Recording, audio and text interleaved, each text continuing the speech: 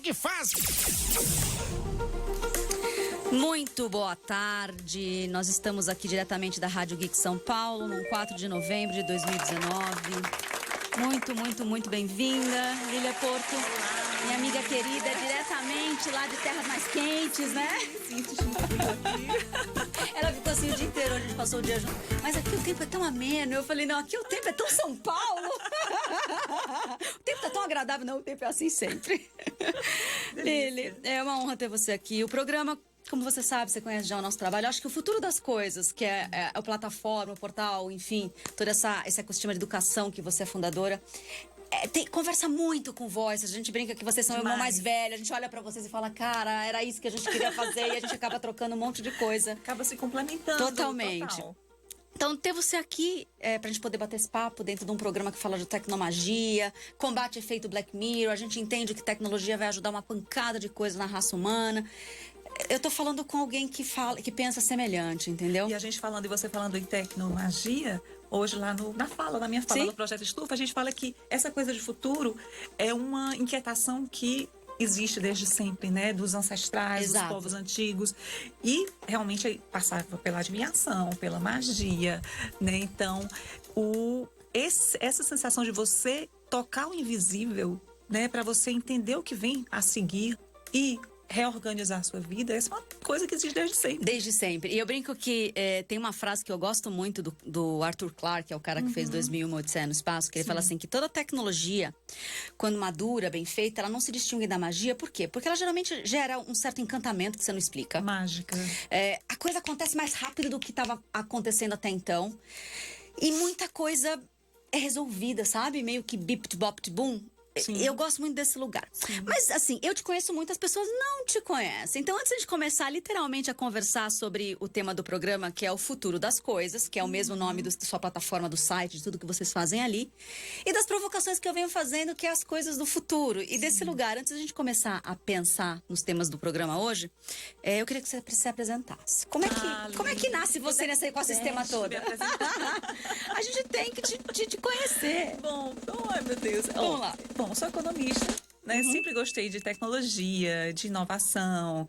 Como eu falei, esse medo do futuro, eu tinha desde quando eu era criança, né? Eu vivia começo da década de 80, era uma criança, e a gente tinha medo da guerra nuclear, tinha medo que o petróleo acabasse. Por que isso acontecia? Por que esse medo, esse pavor, né? O ouro negro, né, que a gente era dependente totalmente, não existia energias renováveis, enfim.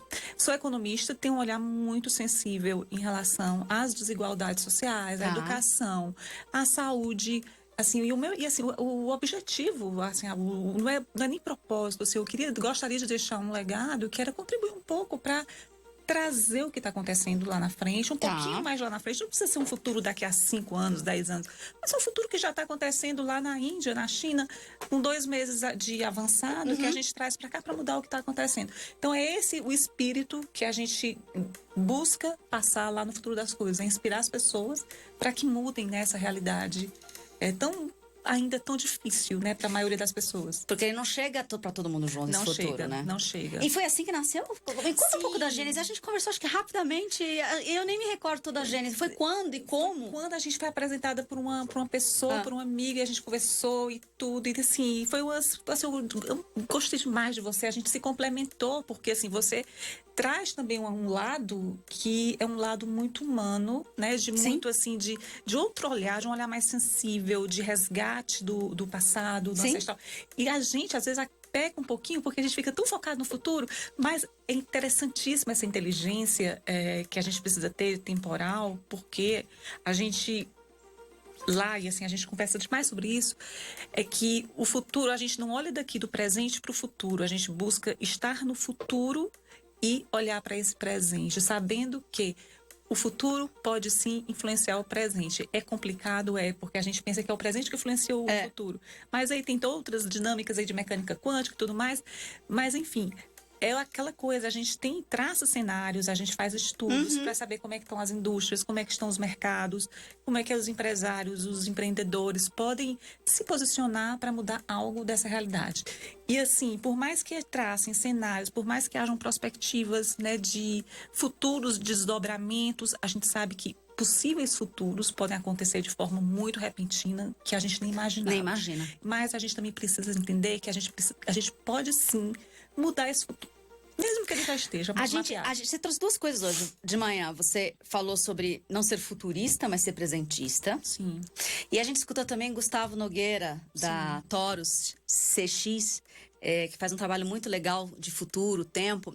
Ele falou uma coisa que, assim, de uma outra forma, eu falo bastante, mas o exemplo dele foi matador pra mim. Ele falou assim, olha, lá na época dos Jetsons, o desenho, conseguiram imaginar carro voador, ou seja, pegou a tecnologia que tinha lá na época embrionária, projetou ela para o futuro, fez aquele desenho, o carro voado, o robô voava. Boa parte das coisas que existiam lá nos Jetsons, décadas de 50, 60, 70, já é possível hoje. Sim. Mas naquele futuro, não era tão claro assim a mulher trabalhar, né? Então, imaginou-se a tecnologia altamente desenvolvida, mas não previu-se a mulher entrando no mercado de trabalho massivamente, entendeu? O que a gente não está prevendo agora, o que está passando batido. A hora que ele falou essa isso... janela, qual é a janela que a gente está deixando fechada e que pode impactar muito a nossa vida. E eu acho que quando você começa a fazer estudos de futuro, as pessoas falam, mas vocês vivem muito no futuro. Não, a sua frase é perfeita. A gente olha os cenários futuros. Eu era uma pessoa que vivia muito no futuro, na cabeça, fazendo cenários, controlava tudo. A partir do momento que eu fui fazer esse trabalho de realmente cenários futuros, a gente tem que ver muito no presente, que é o lance de você ver os sinais fracos, os sinais fortes. E aí, tentar projetar e, como você disse, trazer pra cá e falar, tá bom, esse cenário é o provável, possível. E os desejáveis, eu gosto de trabalhar aqui. Então a gente fica tentando, olha pra lá e tenta já começar aqui, entendeu? Melhor do que mapear futuros desejáveis, também a gente escuta muito hoje, todo mundo tá falando de futuros, né? Futuros. A sociedade está muito preocupada, está muito ansiosa em relação a isso nos últimos anos. Não só futuristas, professores, economistas, gente de todas as áreas. Mas mais do que você entender, traçar futuros desejáveis, a gente busca também futuros palpáveis. É isso aí. A gente não pode ficar só na esfera do desejável. A gente tem que... até eu falei isso lá hoje de manhã, a questão da capacitação. É capacitar, sim, para fazer, mas o ideal é fazer. Perfeito. Deixar palpável e real. Perfeito. Bom, vamos entrar nas nossas pautas hoje. Você trouxe, na sua fala, geralmente você traz muita coisa legal, mas eu separei 4 temas centrais, tá? Pra gente poder pensar futuro das coisas, coisas do futuro. E a primeira que me chamou muita atenção na sua fala foi o super-humano. Eu vou ler um textinho, só para o pessoal saber do que você trouxe, e aí eu queria escutar a sua visão. Então, assim, ela trouxe muito o caso dos bebês gêmeos chineses, eu não sei o quanto vocês acompanharam, mas tem um pesquisador que chama He Jiankui. Posso estar falando o nome dele errado, mas ele é o chinês da cidade de Shenzhen. E ele e a sua equipe na Universidade de Ciência e Tecnologia do Sul, lá desse lugar na China, ajudaram a criar os 2 primeiros bebês editados geneticamente do mundo. São as 2 meninas gêmeas, chama Lula e Nana. Ao longo de muita coisa, ele conta que a história das 2 meninas, que nasceram em novembro do ano passado, e que tiveram esse código genético alterado, vieram com 2 informações importantes. Ele alterou para ser imune ao vírus do HIV, da AIDS. E aí rolou um colateral que a gente veio conversando. 3 meses depois... O que aconteceu?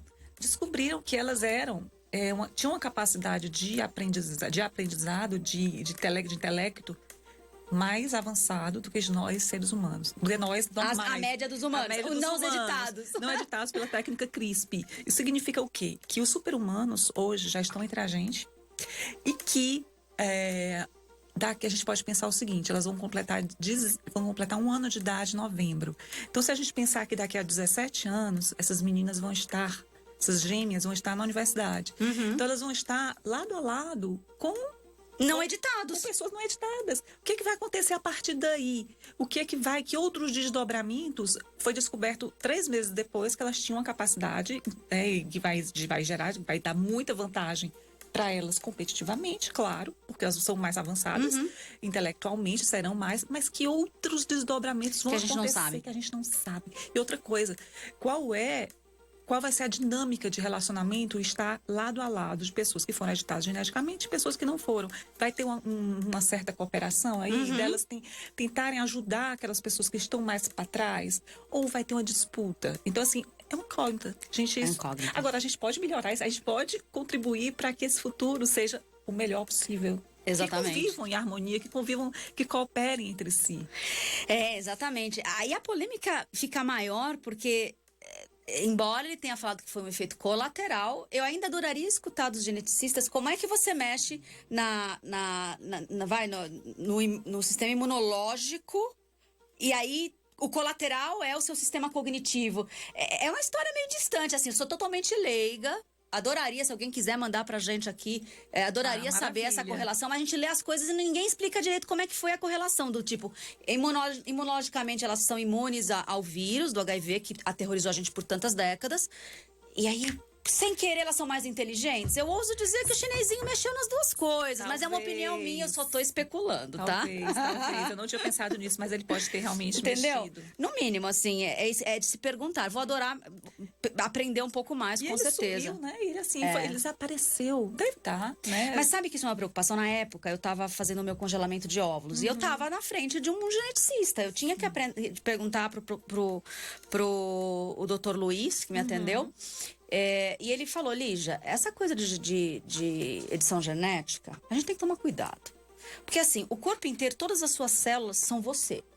É que lá no pé, ela acende a luzinha de dedão, e no coração, ela acende a luzinha do coração. Mas, teoricamente, explicando em grosso modo, para você entender, todas as células têm o seu código genético inteiro. Ele fala assim, ok, a hora que eu tiro a codificação errada, que de repente pode dar um câncer de mama no futuro, eu edito aquilo, aquele pedaço editado que na mama seria mama e no futuro seria uma mama doente, o que vai acontecer com essa parte editada que também é duplicada no resto do corpo, que é dedão, por exemplo? Eles não sabem dizer. Essa edição, como é que ela vai se amplificar no resto do corpo, que também recebe a edição de um lugar que não estava doente. Que não estava doente. Então, assim, tem muita coisa ainda, é muito embrionário, mas a gente tem que acompanhar, porque a fronteira da ética e dos super-humanos estão entre nós. A ética é uma tônica que tem que estar presente, né? E ninguém sabe se realmente foi. Literalmente. Vamos acompanhar. Fica googando aí o doutor chinês aí, vamos ver que fim levou ele. Aí depois você me trouxe um outro tema, que é o tema, bom, se eu vou ter super-humanos, como é que vai ser essa educação, né? E a gente começa a ver alguns movimentos e parece que, assim, tem áreas que demoram para mover. E a educação ainda tem. Eu vejo as crianças ao meu redor o quanto elas sofrem. Elas já sabem, elas recebem uma educação via YouTube, né? É muito rápida, e elas têm que ir todas as manhãs ou tardes de volta para uma década, para, sei lá, um século que não é mais aquele que ela tá aprendendo com o youtuber favorito, entendeu? Que lugar é esse? Como é que a gente melhora essa educação? Ai, meu Deus, assim, tem muito... O Brasil não está preparado, né, para o futuro da educação. E assim, tá chegando aí a Alexa. Alexa vai custar $99 e vai ser um professor particular para criança que chega em casa. A inteligência artificial, a torre, né? A torrezinha vai chegar a cada criança, criança de classe média vai ter. Ela vai falar com a máquina o tempo todo. Vai falar com a máquina vai instruí-la. Então ela vai aprender de uma forma ilimitada. Qualquer pergunta que ela fizer vai ajudar nas tarefas. Como é que fica o professor particular que tinha a sua rendinha, a sua receitazinha? Como é que fica o professor? Como é que é humanizado isso aí?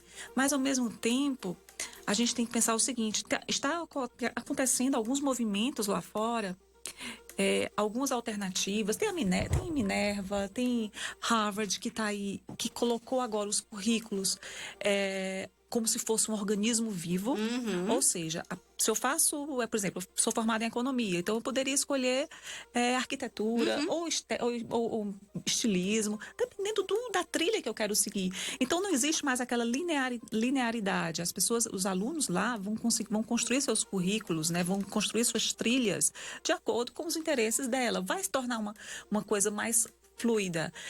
Vão ficar um bando de generalistas ou vão ficar especializados? A gente não sabe. Uma coisa interessante, as escolas não ensinam, não preparam o aluno para aprender. O futuro, não adianta você ter só conhecimento. Não adianta. É commodity É isso. commodity. Você tem que ter a capacidade de aprender. E além disso, não é só capacidade. Capacidade é uma coisa que você... É um compartimento que você coloca coisas lá dentro. Você faz o que com aquilo ali que está lá dentro? Você aplica em quê? Então, assim, a verdadeira experiência, né, que as escolas precisam se antenar é o seguinte: eu acumulei conhecimento, mas eu vou externalizar aquele conhecimento. Perfeito. É fazer. Eu vou criar a partir daquilo. Criar a partir daquilo ali. E aí você me trouxe um outro dado, que esse mundo dos games, principalmente os games mais novos, não é o meu universo diário. E aí você trouxe um dado, um percentual sobre o Fortnite, né?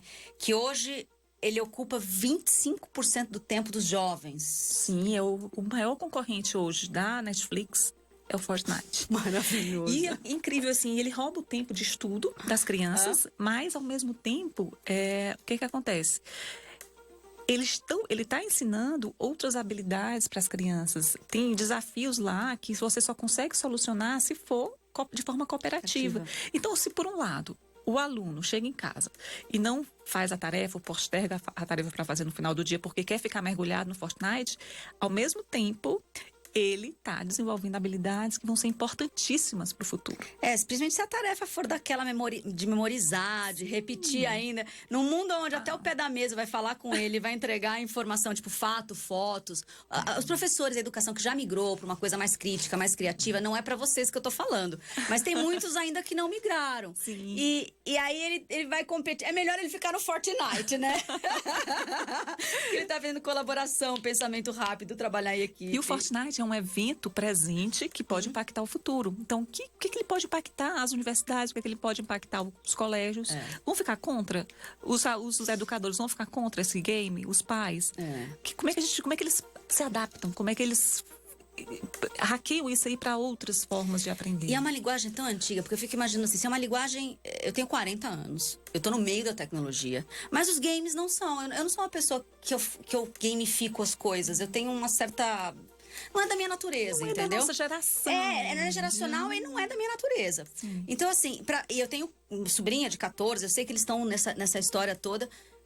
Pra mim é difícil entender, eu fico imaginando o professor, né, que talvez seja 10, 15 anos mais velho do que eu, cujo universo é mais distante ainda. Analógico, total. Ele não consegue nem achar o valor de encontrar o aplicativo, ele provavelmente, entendeu? O buraco é gigantesco entre um e o outro. Eu fico imaginando a convivência em salas de aula de professores super tradicionais com crianças que já estão totalmente imersas nesse monte de informação. Acho que ele deve ficar pensando assim, né? Meu Deus, o que é isso? Onde eu estou? Me traga o seu chefe, deixa eu conversar com ele. Muito bom. E aí, desse lugar, a gente pode falar um pouco dessas personalidades que eles provavelmente já estão mais acostumados até do que a gente veio falando também dos avatares, né? Sim. Todo e qualquer perfil de uma mídia social hoje é um avatar.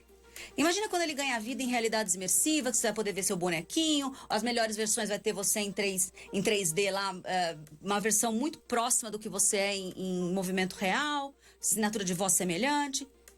E você me trouxe informações legais sobre como as pessoas são...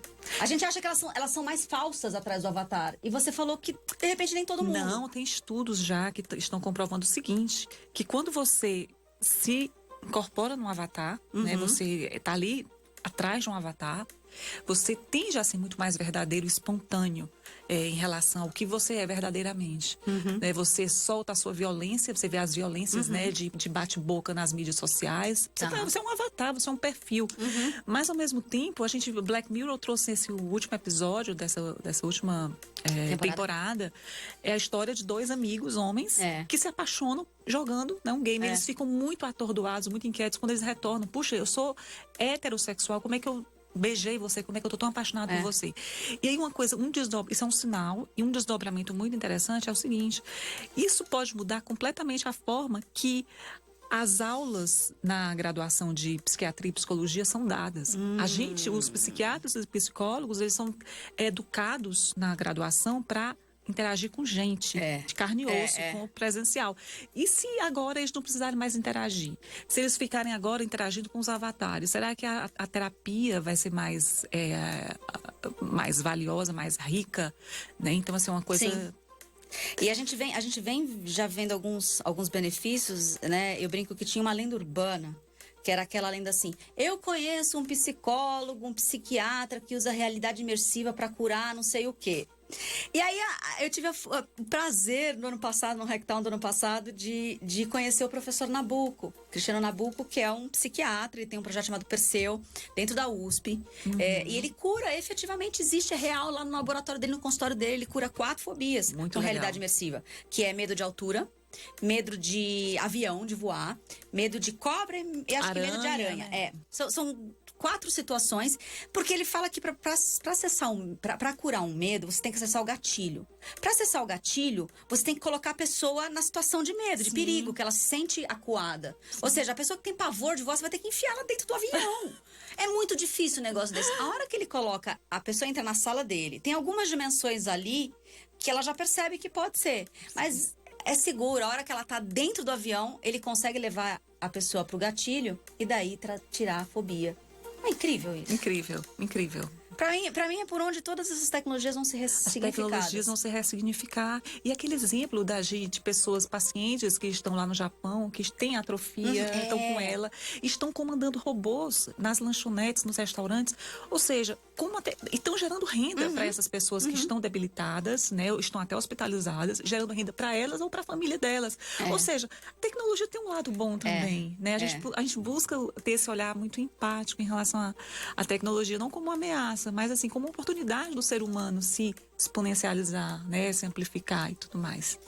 Lely, eu acho que pra gente fechando, eu queria muito que você compartilhasse, assim, você falou de futuro da educação e você capitania um ecossistema de educação muito diferente. Eu vi um fenômeno nascer o ano passado na sua rede, que foi a tal da informação, né? A gente conversou um pouco antes dela ser lançada, era um desejo do seu coração de você poder educar as pessoas de uma forma diferente para o futuro do trabalho, para se preparar, muito dessa sua missão. E aí foram números incríveis, assim, poucas semanas, não sei quantas mil inscrições. Onde estava tudo isso e que a gente não sabia?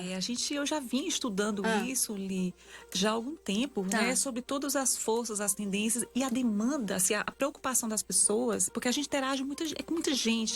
Então, assim, a gente foi fazendo uns pequenos experimentos e notou que essas postagens que envolviam o futuro do trabalho tinham um engajamento muito grande. Então, acendeu aquela luzinha. Gente, as pessoas estão com medo do que vai acontecer daqui pra frente com o trabalho delas, com as profissões. Seja aquela... Tem muita mãe, por exemplo, que chega e marca o filho. Filho, veja isso aqui. É bonitinho.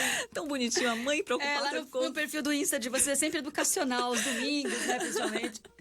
Então, assim, essa era uma demanda muito latente e que a gente está atendendo. A gente não abre turmas grandes, são turmas pequenas, de até 300 pessoas, né, em cada edição. Para quê? Porque a gente dê a maior atenção possível.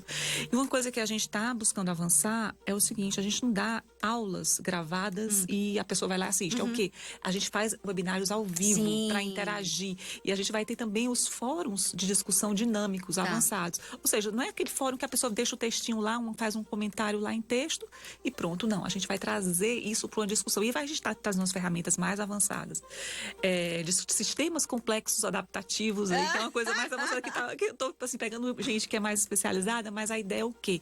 É a gente criar essas conexões com as pessoas, as pessoas gerarem uma oportunidade para a comunidade lá dentro. Se eu tenho que gerar quais são os interesses mapeados, quais são os desejos, quais são a profissão, vamos cruzar isso num mapa gráfico de interação.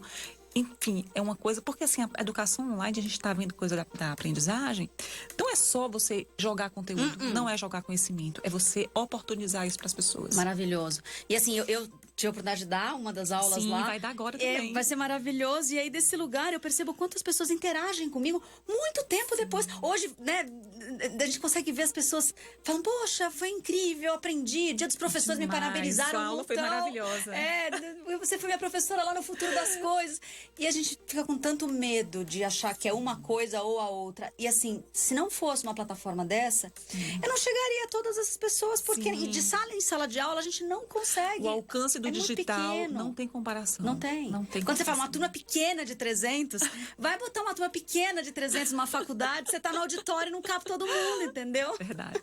Mas a tecnologia facilita isso, né? A gestão desse pessoal todo. Maravilhoso. E assim, eu tenho feedbacks, porque uma das minhas, a minha tia, né, ela participou da primeira turma, e ela falou assim, eu falei, tia, mas assim, eu fiquei um pouco assim, eu posso te ensinar no final de semana. Ela falou assim, não. 2 coisas, Lúcia. Você é muito ocupada. E a segunda eu ganhei uma curadoria. Eu posso acessar da minha academia. Então, assim, ela achou mágico o fato dela ter professores super gabaritados, mas não é assim, é o acesso a eles de qualquer lugar. Na hora, ou ao vivo, quando ela pode estar ao vivo, e da academia, quando ela está na academia. A pessoa se torna quase amiga. Você deve sentir isso. A pessoa que chega pra você e diz, Lígia, eu assisti sua aula, é quase irmã. É quase, né? É muito, muito louco o fenômeno. É muito. Então, ela ficou apaixonada. Bom, Lili, foi um prazer conversar contigo. Obrigada, Lili. Uma honra. Se você quiser deixar alguma mensagem sobre o futuro para as pessoas. Eu acho que, assim, a mensagem é sempre olhar o seguinte, a gente pode mudar esse futuro, né? A gente não precisa ser refém do amanhã, a gente tem que ser protagonista, buscar entender o que está acontecendo, e aí assim, você tem como entender quais são os sinais fracos. Eu acho que os sinais fracos é uma ferramenta super estratégica para qualquer pessoa, qualquer profissão, seja você ainda estudante universitário, seja você já profissional, você entender o que está acontecendo. Esses sinais fracos vão se transformar possivelmente numa tendência, e se você conseguir antecipar essa tendência, você sai lá na frente, claro. Maravilhoso. Bom, eu conversei com Lília Porto, ela é a fundadora do Futuro das Coisas. Se você não conhece, conheça. É um grande portal, é um grande plataforma, um grande container de todas essas discussões sobre futuros. E a gente está aqui toda segunda-feira, às 15 horas. E vai ser um prazer conversar com você de novo a semana que vem. Muito obrigada. Obrigada, Li. Everybody.